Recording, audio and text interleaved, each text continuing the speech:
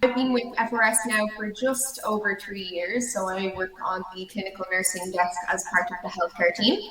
So predominantly my area of expertise will be working with public and private hospitals nationwide. So our National Public Health Service is called the HSE.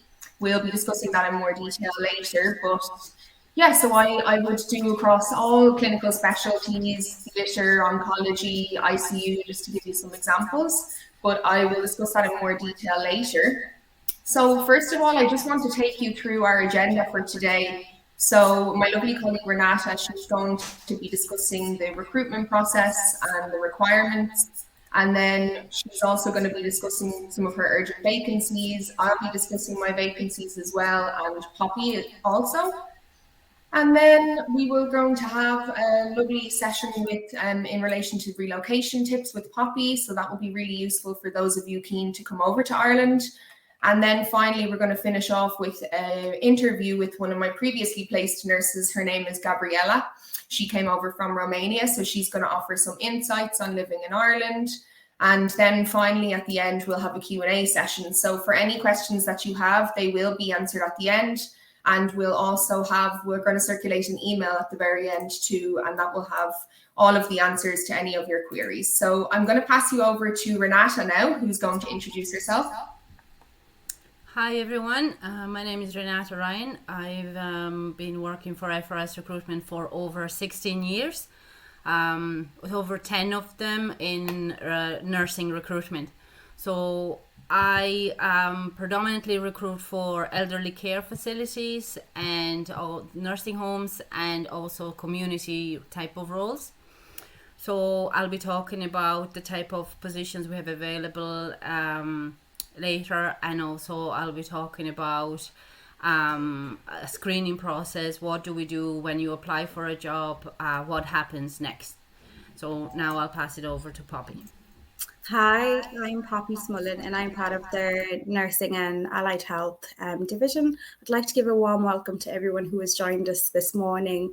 I have 3 years recruitment experience, working in healthcare, mostly nursing, and I've been working with FRS Recruitment since July. I'll be talking you through, so I'll actually be giving some relocation tips this morning on our call. And yeah, so Chloe, do you want to go ahead there? Yeah, so Renata, if you want to take us through the recruitment process and the requirements. Okay, so many of you want to come to work in Ireland as a nurse. So the first requirement for every nurse in Ireland, no matter what country they're from or where they're qualified, is to be registered with the Nurse and Midwifery Board of Ireland, NMBI. We're going to send you later a link to how to register. Maybe some of you are already in process or some of you are already registered, but without that registration, you cannot work as a nurse. You could work potentially as a healthcare assistant, but not as a nurse. So one of the initial requirements for registration is to pass an English language test. There are 2 different tests which NMBI will accept. One is the International English Language Test, IELTS, and the other one is the Occupational English Test, which is the OET. You have to reach certain score to pass into the next stage of an NMBI registration. So if you haven't started your registration yet, first thing you do, you have to pass this English language test. For IELTS, they require an overall score of 7 or better, and for OET, they require a grade B in 3 components of the test and a minimum of C+ in the final component. You can take, if you don't reach these scores, you can take your test again and again until you do. But without that certain score, you can't get registered in Ireland with the NMBI. So, as I said, Nursing and Midwifery Board in Ireland, NMBI, has a website, nmbi.ie. We'll send you a link later to the full registration to see what to do and how to register. The first thing you do when you go onto it, you create an account called My NMBI, and it's a very good step-by-step guide in there which you can just follow and figure out how to register. Now, this webinar is for nurses who qualified in the EU, which means the process is slightly easier than for nurses qualified outside of the EU, but it still requires certain number of steps. So it's overall, it could still take maybe 4 to 6 months to be fully registered. Once you're registered, or at least if you're in the final stages of the registration, you can of course apply to any of our jobs, or you can reach out to any of us, and we can start promoting your CV with our clients. So here in FRS Recruitment, what we do is we will initially do a screening call. The screening call is, let's say, from myself, I would call a candidate, I would call a potential candidate and find out what exactly the candidate is looking for, the nurse, what type of position, what location, any preferences when it, let's say, do I need school for my kids, or I don't have kids yet and I don't need any information on school. So everyone is coming from different situations, so we'll find out what exactly it is you're looking for and what suits you. And then on the screening call as well, we'll talk about the client and the potential employers, what they are looking for, and we'll try to see if we can find a match. Once we find the match, once we think, okay, you'll be happy in this location for that and that position, I will then send the CV to my client, to the potential employer. Now, before I send the CV out, we'll do a bit of a CV preparation, or changing slightly the format of it, just to make sure it's easy to follow and easy to read for the employer. So I would do all that with your help, but I'll do most of the work on it. Once the client reviews the CV, they'll come back and they'll tell me, yes, I want to interview this person, or I don't want to interview this person, or they'll have further questions. So if they don't want to interview you, I'll talk to you again and we'll try to find a new potential employer. If they do want to interview you, the next step would be to prepare you for an interview. So the interview preparation, we can do like a practice Zoom call. Because you're abroad, most of the clients are willing to do a Zoom interview. You don't have to travel to Ireland to do a face-to-face. That's very rare, and especially now in the pandemic. So it'll be a Zoom call. So we can do a practice one. We'll go through the type of questions you can expect. We'll send you information about what websites to research. We'll give you as much as we can to prepare. So it's very important you prepare for the interview, and you'll have an idea of the employer and how things works in Ireland. But we'll help you with that. Once the interview goes well, you'll be at job offer stage. At this stage, we'll find out what is the salary they're going to offer. Are there any other benefits? Are there premiums for working nights or weekends? Not every employer pays that, but a lot of them do. Some employers would also offer a relocation package. So that'll be all kind of negotiated at the job offer stage. If you're happy enough with that, with whatever's offered, you decide to accept the position, then I let the client know you've accepted, and we'll move on to a compliance stage. In the compliance stage, the two most important things are references. So every job offer is subject to minimum 2, sometimes 3 references, ideally one of them from current employer. We'll ask you for contact details for your referees, and then we'll contact the referees and get the references. Second important bit of compliance is what we call here in Ireland Garda vetting. So it probably in different countries is called different things. It's a police clearance. So you will need to apply for police clearance in your own country or any other previous countries you lived in.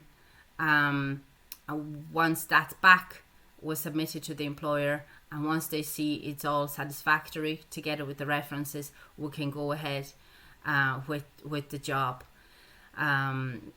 So you have the job, you're ready to come to Ireland, and at this stage we can still help you to come over safely. So we'll give you'll be responsible for booking your own flights, but we'll help you to find accommodation. We'll advise you where to look, how to do the online viewings, etc. And then we will advise you what's required. You'll need to set up a PPS number. It's like a social security number. So we'll give you tips on that. You need to set up a bank account. We'll inform you about how do you get to your new place of employment. Is it a train? Is it a bus? How can you get there? So we'll bring you all the way to your first day of employment, and from there on it's up to you pretty much. So that's all on the recruitment process from our side. Perfect, Renata, thank you. So I can just see some questions here in the chat box in relation to non-EU nurses and candidates. So I suppose today's session is predominantly aimed at EU-based nurses, but obviously we have extensive experience in both. So if you are a non-EU candidate, what I would say is just contact us directly. We have a nursing email. We're going to circulate that to you at the end.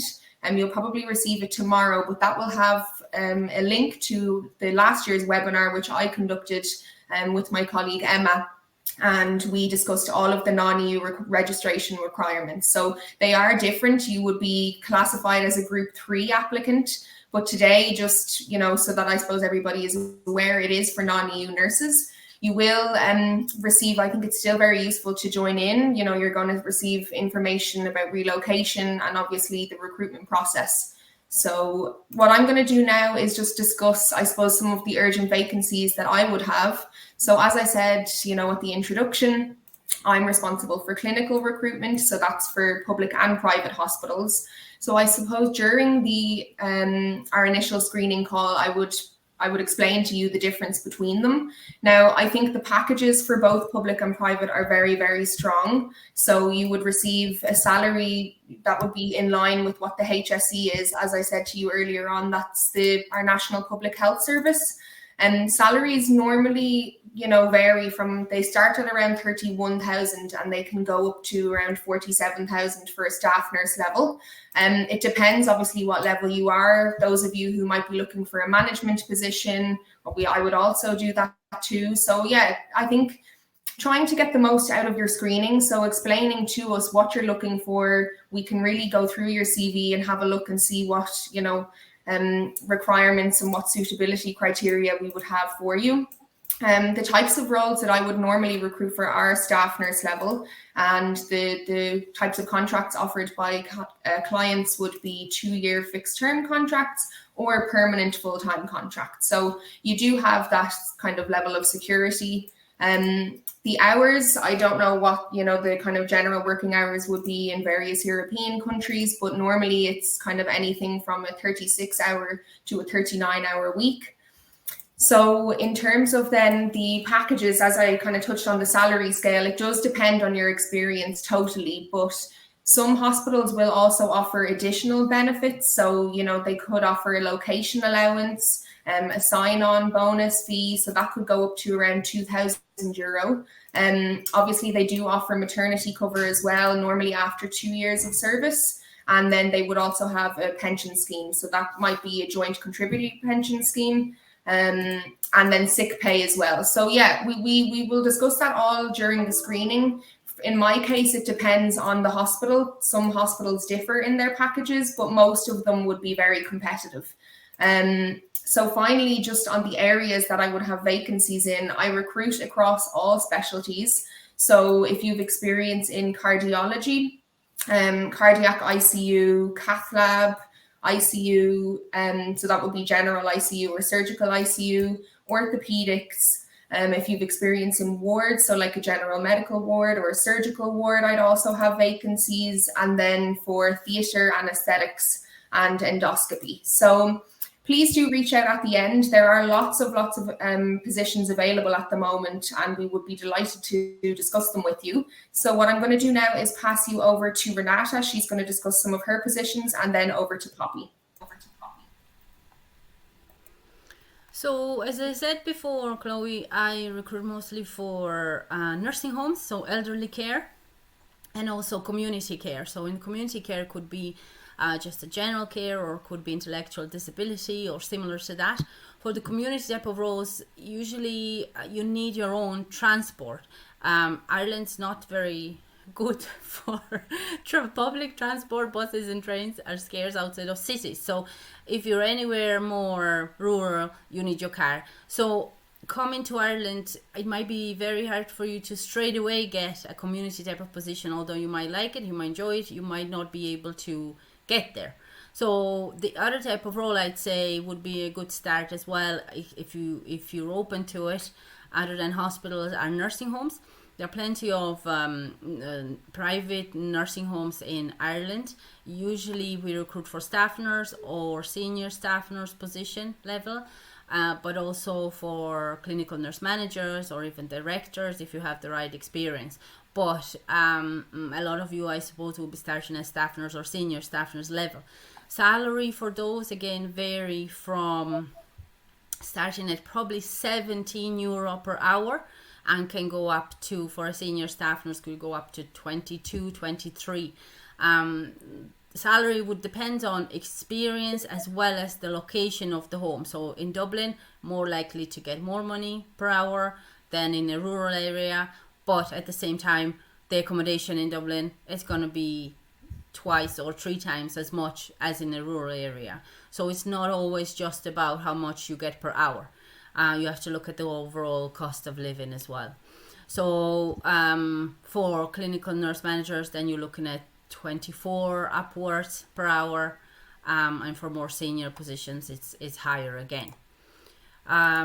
With that, usually you get a 20-day annual leave. That would be a standard package. There are 9 public holidays in Ireland. So it's 20 annual leave plus 9. Now, if you end up working on a public holiday, we call it bank holiday, you're going to end up being paid double for the work. And what else I didn't mention? Oh yeah, the full-time, usually full-time position means that you work in a nursing home. On average, you work in between 36 to 42 hours. So you would work 3 12-hour shifts one week and 4 12-hour shifts the next week. It averages out around 40, but it's kind of between 36 and 42. And usually these includes weekends, nights, dates. So it's quite you have to be quite flexible. But again, in the initial screening, we'll find out what suits you, what you can do, and based on that, we'll find an employer who can do that for you. So that's pretty much all on the positions I cover. Now, Chloe, Poppy, you could maybe tell us a little bit more about the life in Ireland and the relocation, what they can expect. Yeah, that's perfect. Actually, I just want to cover a few vacancies that I also cover before I move on to the relocation tips. So in terms of vacancies, I recruit for the intellectual disability and the mental health nurses. So that would be both at a staff nurse level and a management level. I recruit for residential and community settings. That also includes addiction services that would fall under the mental health nurses. And just to point out as well, I think Renata mentioned this, that you would require a full driving license. Usually when you are applying for the ID roles, if you're an intellectual disability nurse and you're working in the community, you would require a full driving license because you may require to travel to those homes. The packages that are offered are usually the HSE salary scale is what you'd be offered, or you'd be offered a rate based on your salary. Based on your experience. There's pension schemes that would be offered depending on the organization that you would be joining. They would offer as well minimum 20 days annual leave and public holidays, premiums and night rates also may be offered. In terms of experience, I am looking for graduate level nurses. I'm also looking for experienced nurses as well. And if anyone has any management experience, we're also open to that. And then the hours of work, of course, they're 36 to 39 hours as well. So just moving on there to the relocation tips. So as we all know, relocating to a new country or even moving houses can be quite stressful. So I just made a few pointers here just to make it easier for you. So the first thing I would say would be finding a suitable accommodation. So accommodation would definitely be the first thing I would advise in getting. You can always look it up online as well. You don't have to be in the country. You can always make the calls, even if you're not in Ireland, you can always make the calls to the landlords or the websites. So finding a suitable place to live once you arrive in Ireland is one of the most important steps, I would say, in getting settled. And initially, you should probably consider staying in a short-term accommodation for a month or two, if possible. For a month or two, just to settle into your new job and to familiarize with the local area. Then once you find the area that you would prefer to live in, you could then start searching for a suitable place. Accommodation is plentiful both in and near main cities. Rental properties can also be found furnished and unfurnished. Larger cities are obviously more expensive than the rural areas. So if you were to move to Dublin, it would cost more than moving to a rural area. So those are the few things that you would have to consider before moving. And then the second thing I would advise then would be getting your PPS number. So what is a PPS number? A PPS number is a personal public service number that is a unique number used by the government bodies to identify you. You will need this number to your employer. So your employer may ask for this number when you do start work. And I would advise that you get it or you register for it as soon as possible, because you will need it for your employment and for your taxes, tax deductions. Where can you apply for your PPS number? You can apply for your PPS number before you arrive in Ireland, as I said, and you must be living in the country in order to apply for it. So you actually have to live in Ireland in order to apply for your PPS number. You cannot apply for the PPS number before you arrive in Ireland. You must be living in the country. As well as evidence of an address. As mentioned, the first point today was finding a suitable accommodation. So this is where it'll catch up with you when you are applying for your PPS number. You will be required to provide proof of address. And if you're about, I guess, to commence employment as well, they might even ask for your PPS. So that would be it. And how to apply, then you need to go to your local Department of Social Protection and also complete an application form for that. You will need to provide the following documents. So if you are an EU citizen, you require your EU current passport or a national identity card. You'll also need proof of address. So those are the two things you would require. And then the banking then would be third. So setting up your bank account is very important. Obviously, if you're starting work, you need your bank account in order for you to get your wages in it. You'd also need it for your day-to-day expenses. So bank account would definitely be important.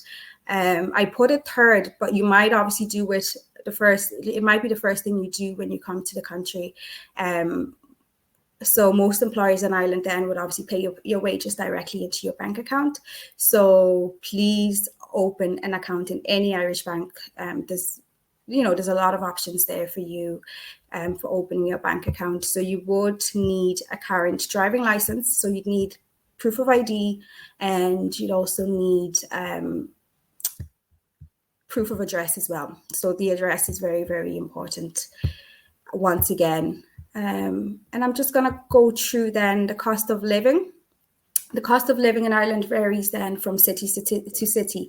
As mentioned, obviously living if you live in Dublin, for example, it'll be more costly than living in, a smaller town.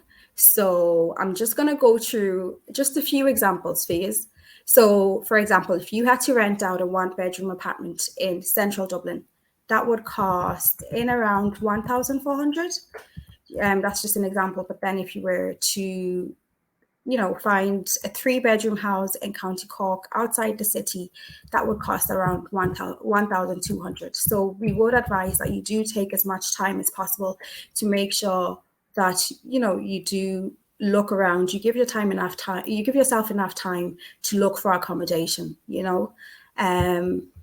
and then, for example, again, this is back to the cost of living.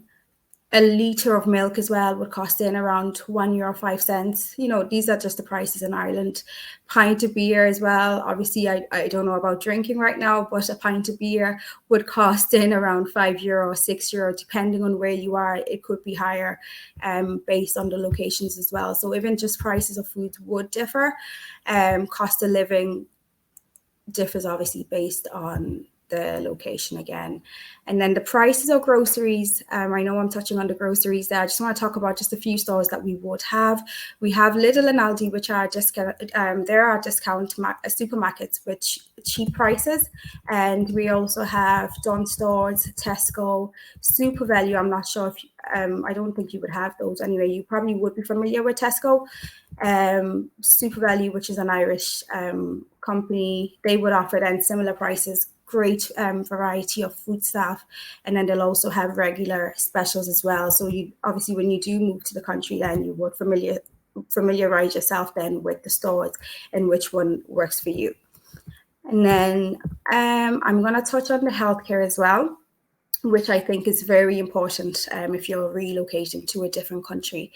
All residents in Ireland are entitled to a free public health cover. However, 2 categories, full eligibility for the medical card and limited eligibility as well. These are all based on access. These are based on your means of income, So if you're on a higher income, then you'd have limited access, which could be a GP card. And if you have, if the salary then would be means tested, and if it's found to be higher, then you may not be eligible for it. But you would be entitled to it, and you'd have to apply for it, but it's all means tested. You can apply directly to the HSE.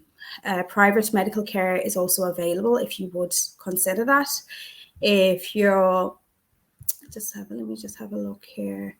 So we would have GP cards, as mentioned, as well. So if you were to go and visit the GP, which is a general practitioner, it would cost in around, it would cost in around €25 to €35 per visit.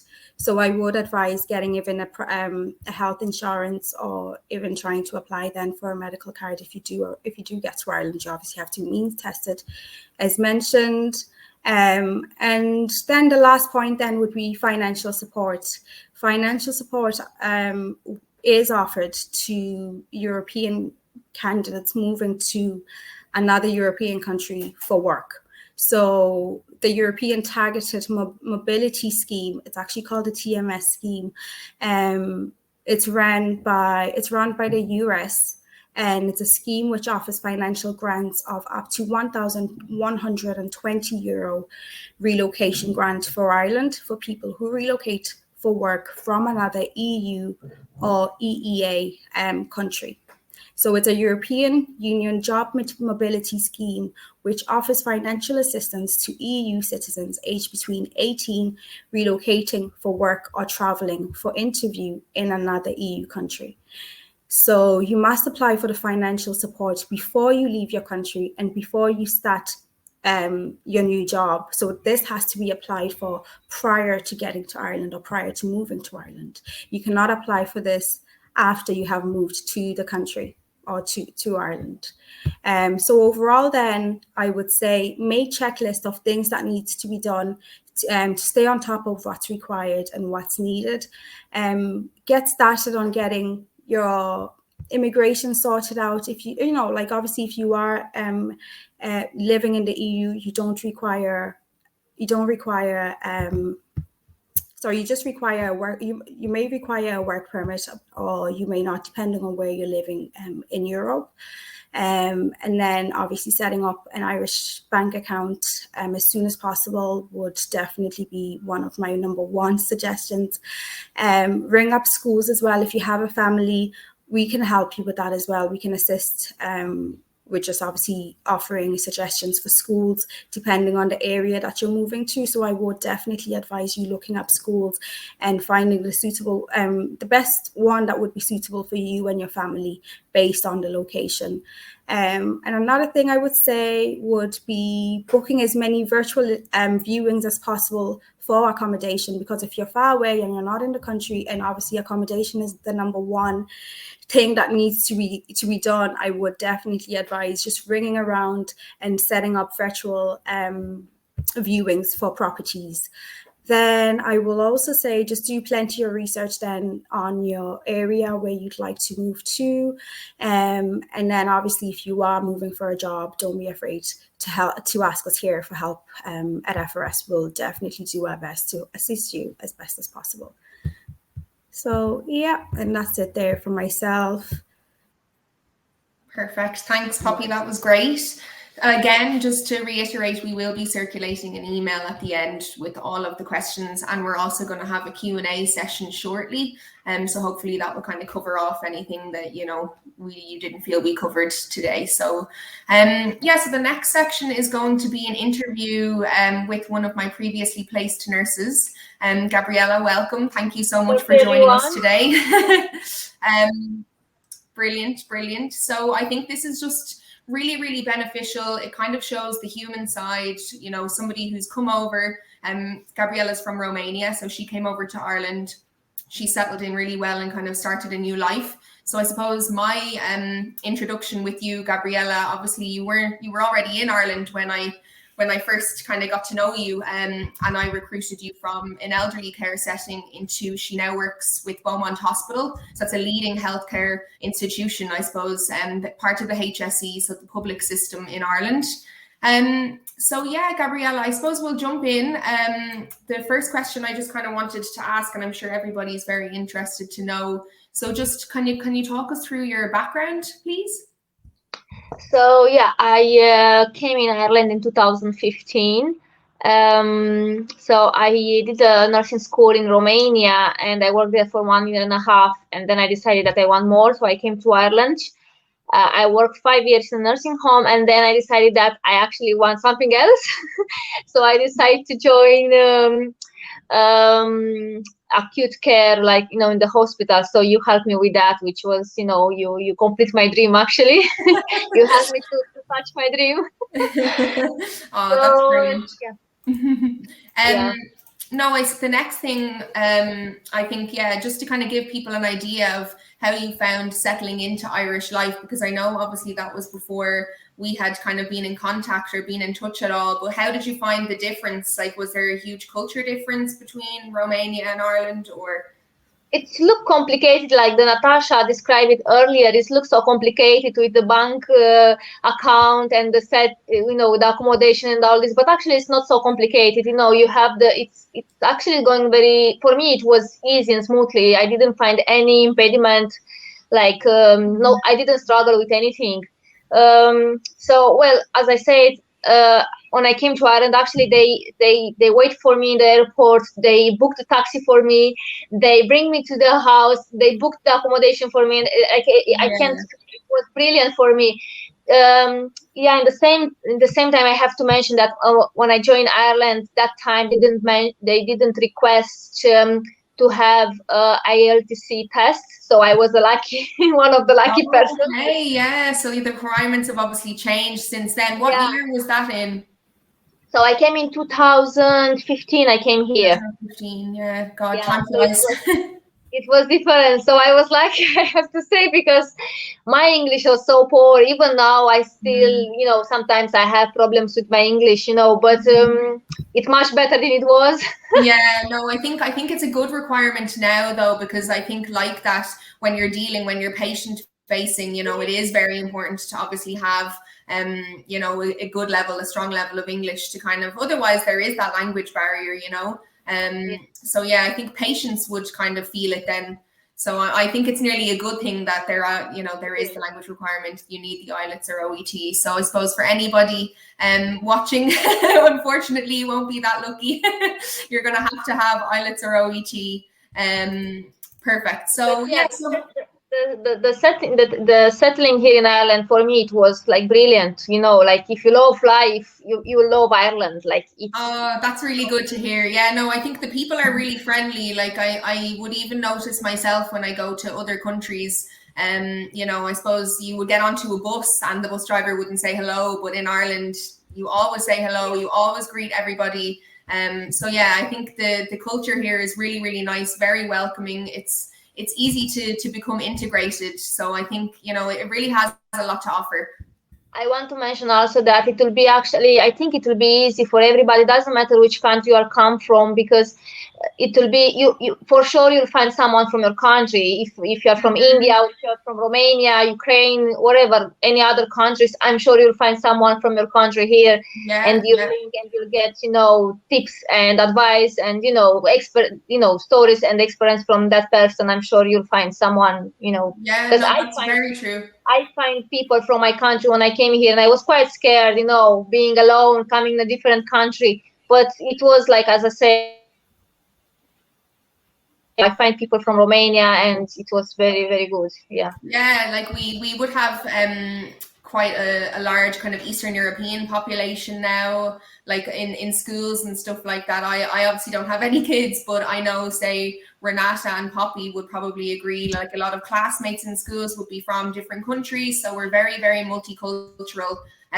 For those of you who are non-EU, like that, yeah, there's lots of Indian nurses in hospitals, Philippines, etc. And then in the European side, there's lots as well. So it's, you'll find somebody. And even if you don't, there's Irish people. So I think like a lot of the directors of nursing in hospitals and, even in the nursing homes and other facilities would make, an extra effort to integrate somebody who's new and coming over, to make sure that they, feel kind of welcomed and that they can actually, work properly and be well integrated. So Gabriela, that leads us to our next question. So I suppose then when our paths crossed, when was it? I think, was it during COVID or after COVID? It was sometime in 2020 anyway, last year, when things were a bit crazy. But yeah, so how did you kind of find the recruitment process with us, or with me specifically, I suppose? I feel I did nothing, actually. I did everything for me. This is my feeling. So what I did, I just tell you my wishes, and you just make it true. This is what I feel it. I specified to you that I want to be in hospital I would like to be, and I say Beaumont, and here I am. So oh no, good, because I think, yeah, it was, how did you find it? Kind of, I'd say it was very different, having come from, you were working in an elderly care kind of setting, isn't that right? And then going into the HSE, and I suppose with COVID now, times have really changed. It's very, very busy. So how do you find that? Is it very challenging? I have to agree that it's a big difference between nursing homes and acute hospitals. Like in a nursing home, it is more smoothly, and everything is like goes slowly. But in hospital, how to say it? It's more fast-paced. Very fast-paced. Yeah, no, I can imagine. Yeah, you have to be very active and very, to manage your time very well, and to be very prompting. How to say it? Like, yeah, no, I think, you see, because that's another kind of important point, I suppose, to our listeners, that there is a difference, obviously, between different facilities. So say if you were coming over from a different country, that's always going to be kind of an initial challenge. But if you're coming, say you have lots of experience in an elderly care setting, then to join the HSE or to return to an acute setting, that's an added challenge. So I suppose just to be aware of that, and there are kind of courses available. Did you find Beaumont were, good at integrating you and supporting you? They give me loads of courses to do it, which I did in the first month, in the same time working and then doing the courses, it was good. Yeah, they support me and they provide me loads of support. And also they have CPSN, clinical nurse, CPSN it's like a nurse helping you to integrate it, and it's kind of giving you orientation on the ward. Exactly, yeah. So you would have an orientation when you start. How long is that? How long does For me, it was 4 weeks, but depends on the nurses. Could be even up to 6 weeks or even more. I think depends. Yeah, I think. yeah. Because But they'll give you enough time to accommodate it, and if they feel that you are not enough ready, they'll give you more time, so it won't be any pressure. So they will kind of support you administering medication or doing rounds and stuff like that, or just with patients. Yeah, so that's really good. That's really good to hear. Yeah, that there's definitely kind of things to be aware of, I suppose, for, you know, like how much acute experience did you have before that from Romania? I haven't worked in acute hospital in Romania. In Romania, I work only in private clinic, like OPD. For 1 year. That's very different, you know, because the HSE is like, even what the nurse patient ratio, so I've heard obviously in the HSE is a lot more, it's a lot busier than private hospitals. So, you know, how many patients would you be normally I'm looking after, as per HSE, as per HIQA, whatever, it is 6 patients per nurses. Yeah, that's the which is good. 6, you know, six patients per nurse. I think it's okay. To be able to give that kind of standard of care, yeah. And would it ever go over that, obviously, during busy periods, or? Well, with COVID, you know, could be, but it's not like all the time. It's, you know, and I suppose everywhere in any jobs you'll have, you know, sometimes you have to adjust yourself and, you know, the team, because actually it's about team there, you know. Yeah, no. Perfect. So look, I think I have one last very important question for you before you go. So what advice would you give to any nurse considering relocating to Ireland? Well, just to have courage. Don't be afraid. It's look complicated, but it's not so complicated. Just have, if you want something, just get it, and believe in yourself. That's don't be afraid. That's all I can say. Yeah, look, if you have that self-belief, then, you know, obviously with the support of the recruiters and, you know, keeping that kind of communication open, yeah, you can really change your life. And, you know, I'm delighted to hear that you've settled in so well. I want to say that nothing can go wrong because you have support. Like, as I say, the agency it will help you with everything. Like for me, they help me with all the emails, even with the vet certificate, with the preparation for the interview, with everything. Like, as I said, everything. I feel I did nothing, as I said. Well, no, you did the most of it. Obviously, you know, at the end of the day, you're the one who, you know, sat there at the interview and was successful. But I think, yeah, it's just about kind of giving you confidence. And yeah, like Renata kind of touched on, we will help our lovely Cheryl in compliance. She's not on our call today, but we have a compliance officer, so she would assist with all of the paperwork, reference checking, all of that. And then we would also do like interview preparation and stuff like that, just to make sure that you kind of feel adequately prepared, because I know it can be daunting, even if you're in Ireland. You know, when you've been living here for a few years, interviews are daunting. So I'd like to think, I'm happy to hear that we helped, and that's brilliant. A lot. And I can be enough thankful for you, special for you. Thank you.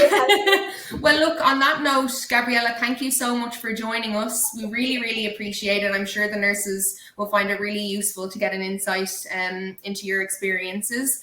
So what we're going to do now is just go to our final segment. This shouldn't take any longer than 5 minutes, but it's just a Q&A session, kind of going over, it's basically just going over what we discussed earlier on. And also, yeah, we will be sending these by email at the end, so you will get them if there's anything that you miss. I know somebody in the comment section said that there was poor connection, so we're actually in the middle of a storm at the moment. So yeah, look, technical difficulties, that's no problem. So let me just see here. So yeah, I'll go over for the first question. So what are the basic requirements? So Renata obviously touched on that earlier on, but broken down, you won't be as lucky as Gabriela. You will have to sit and pass the IELTS or the OET. You'll have to start the NMBI registration process after you do that. So when you're doing that, you'll have to assess whether you're a Group 1 or Group 2 applicant. Then you submit all of the paperwork. That can take a little bit of time. It shouldn't take too long. I would say, you know, maybe 2 weeks to collate all of that, and then 2 to 3 weeks to receive your NMBI PIN number. Then finally, obviously, you'll need to prepare and plan for your travel. That's very important. Don't plan for that unless you have a formal official offer letter. That's kind of, some nurses would make that mistake of being a bit overly excited. So just, wait until you have a formal offer letter. Okay, Poppy, if you want to take us through another question there. Yeah, so another question would be, what type of applicant am I? So if you're trained in the EU, you're a Group 3 applicant. And if you're trained, if you're trained outside the EU, you're Group 3. And if you're trained in the EU, you're actually Group 1. So that's the automatic recognition pathway EU directive applicant, or Group 2, which is the general systems pathway of the EU directive applicant. So for more information on this, you can get it on the NMBI website. And we will be including all this information as well later on via email. Renata, do you want to talk us through the next question? Yeah, so just to repeat again, the IELTS test, you need to have an overall score of 7. So there's a listening, reading, speaking and writing part to it. So certain levels at the listening, reading and speaking must be 7. The writing could be 6.5. But overall, it has to be perfect. 7. So just following on from that then, for the OET, that's another type of language test. So you need to get a grade B score, so in 3 components, and then a grade C plus in the last component. So just to reiterate, grade B in 3 components, so that could be listening, reading and speaking, and then a grade C plus in writing, say. Poppy, if you want to take us through. Yeah, so the next question then would be, how long are my language test results valid for? So those results are valid for 2 years.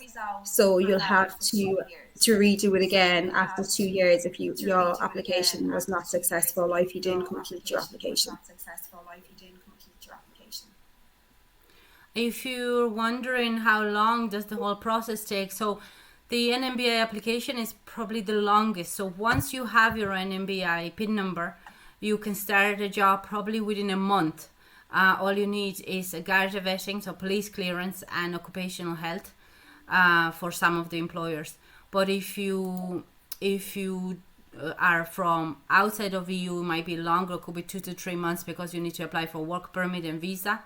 But this webinar is for EU, so I would say once you have your PIN number and you interview, you could be here within a month. Perfect. Yeah. So then moving on kind of away from the registration requirements and that. So what is the experience required and how many interview stages would you need to go through? So it does depend. Experience depends. I think Gabriela kind of touched on, she came from an outpatient department kind of clinic setting.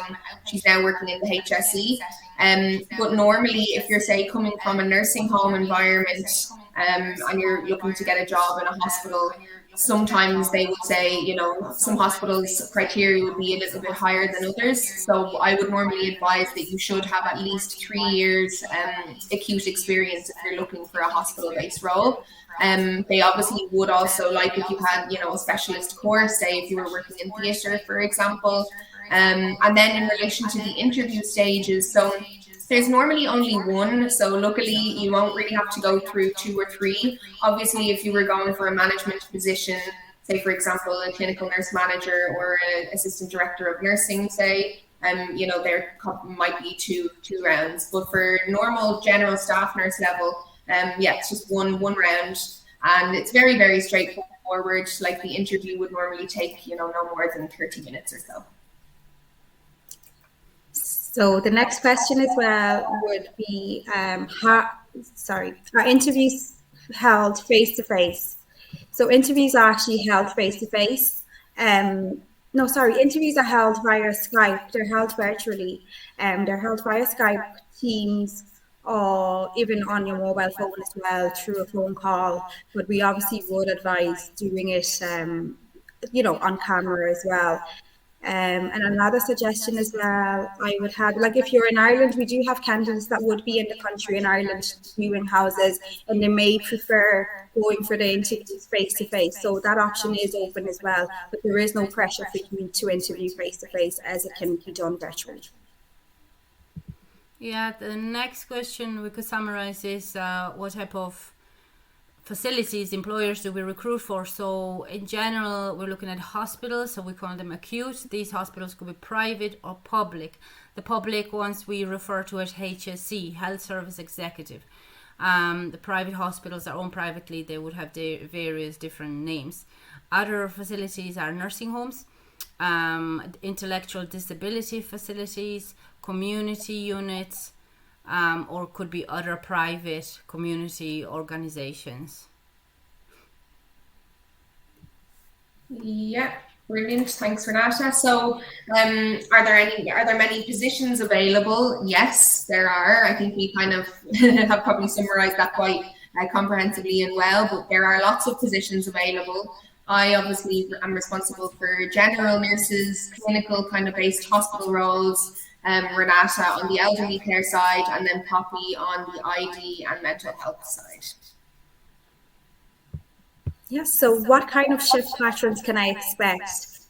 In a hospital setting, you will work a 39-hour week on a rostered basis with additional shift allowance payments, incremental pay scales, up to 25 days annual leave, and of course the 9 public holidays that we had mentioned earlier on.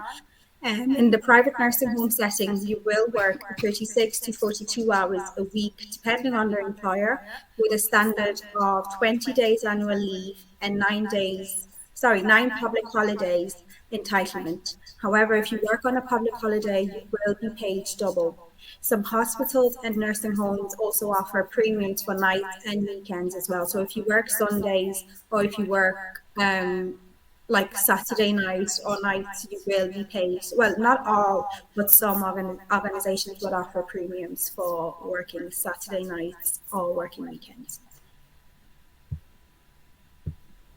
The next question we have here is my offer conditional on flights? So that will really depend on the employer, on the hospital, or whoever is offering you the job. It varies greatly, so the best would be to talk about flights and relocation with every employer separately, so we can help you out with that again. Yeah, thanks, Renata. So then this is a very important one to highlight. So what are the current Irish travel requirements, and will I need to self-isolate before I start? So currently, no. Now, to my knowledge, no self-isolation is necessary, but for fully vaccinated persons, you will have to either get a PCR or an antigen test, and then also have your EU, COVID passport, and fill out a passport locator form. Then for those who are unvaccinated, proof of a negative PCR test, so not an antigen test, a PCR test is necessary. Those tests, you will have to pay for yourself privately. But if you opt to have an antigen test, then you have to take it 48 hours before traveling, and then the PCR needs to be taken 72 hours before your departure. So I suppose we wouldn't claim to know everything. So I think just, to be aware, I would go on www.gov.ie. So that's our government website that will outline all of the kind of changes and latest restrictions. Because as you are all probably aware, that changes very, very often. Thanks, Chloe. What kind of pay rates do you offer? So the HSE pay scales apply mostly in the public facilities. So for example, a staff nurse annual salary would start from 34 per hour to €23 an hour, depending on the years of experience. So annually then that will work out to 31,109 to 46,000. It is quite competitive for the private facilities. For example, they would be offered €17 an hour to €22 an hour, and it is negotiable depending on experience. Private hospitals match the HSE rates most of the time, but like I said, there is room there for negotiation. Right, the next question following up on the rates obviously is the relocation package. So what else is there offered for the nurse coming? If you already have the NMBI PIN number, which we do want you to have, most hospitals, they don't offer a relocation package.